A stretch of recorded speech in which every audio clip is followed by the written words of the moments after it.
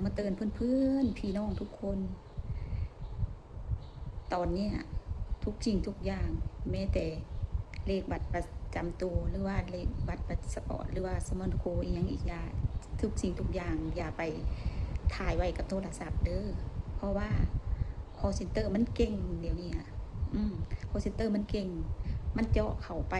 มันถ้ามันรู้จักชื่อเจ้านามสกุลเจ้าวันเดือนปีเกิดเจ้าก็ต้องมีเป็นบอกเจ้าเปิดโหมดมืออาชีพมาหรือว่าผู้ใดก็ตามเจ้าลงรายละเอียดและชื่อและนามสกุลวันเดือนปีเกิดจะอยู่ในโทรศัพท์แล้วจะตั้งแล้วเจ้าก็เปิดโหมดมืออาชีพจะต้องตั้งให้มันถูกต้องตามบัตรประจำตัวอีกอย่างของเฮาไม่บอกและถ้าสมมติว่าเฮาไปเอาไว้ในโทรศัพท์ปุ๊บมันจะเจาะข้อมูลเขาไปเบิ่งมันรู้จักเมื่อเพราะว่าสำคัญเลขบัตรประจำตัวเขามันจะมี13หลักเป็นบอทุกคน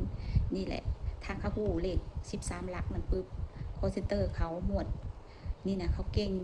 เขาไปเอาข้อมูลเจ้าได้เมื่อถ้าจะมีเงินในบัญชีธนาคารเขาดูดไปเกลี้ยงอย่าบอกทุกคนถ้าผู้ใดยังเก็บข้อมูลที่สำคัญไว้ในโทรศัพท์เขาถ่ายไว้สมมติว่าแบบว่าเขา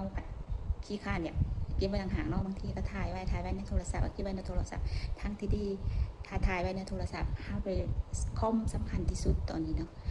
ถ้าจับเก็บไว้ในคอมหรือว่าโน้ตบุ๊กข้อมูลนี้ยังต่างๆที่สำคัญเขาเก็บไว้โน้ตบุ๊กมันจะบ่หายนี่แหละอยากบอกทุกคนที่อยากมาเตือนเพื่อนพี่น้องทุกคนชาวทั้งโลกให้เก็บ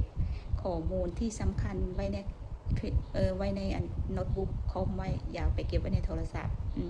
พวกก็คิดใส่ตัวเองนี่แหละโทรศัพท์หายถ้าไม่พอไปถ่ายบัตรประจำตัวใส่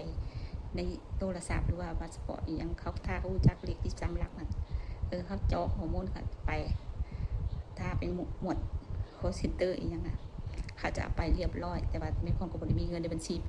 ดอกว่าจะให้เขาหลอกลวงไปแต่ว่าเตือนไว้ดีกว่าถ้าเขามียังก็แล้วแต่เขาคอมมันจำเป็นมีคนก็จะซื้อคอมมาเครื่องหนึ่งเพื่อเซฟข้อมูลหรือว่าแบบรูปภาพที่เขาอยากเก็บไว้นานๆหลายปีเขาจะเป็นจะมาเก็บไว้กับโทรศัพท์เพราะโทรศัพท์ความจำมันน้อยเราต้องเก็บไว้ในคอมในโน้ตบุ๊กดีกว่าและเลขอีกอย่างกระยาหรือว่ารหัสอีกอย่างกระยารหัสเฟซบุ๊กรหัสยูทูบรหัสอีเมลเขาเก็บไว้ใน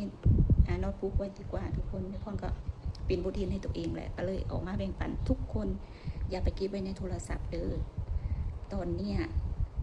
คนหลอกลวง call center มันหลาย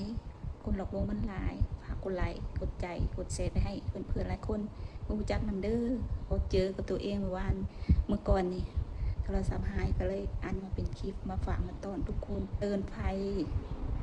ไปเลยจ้ะ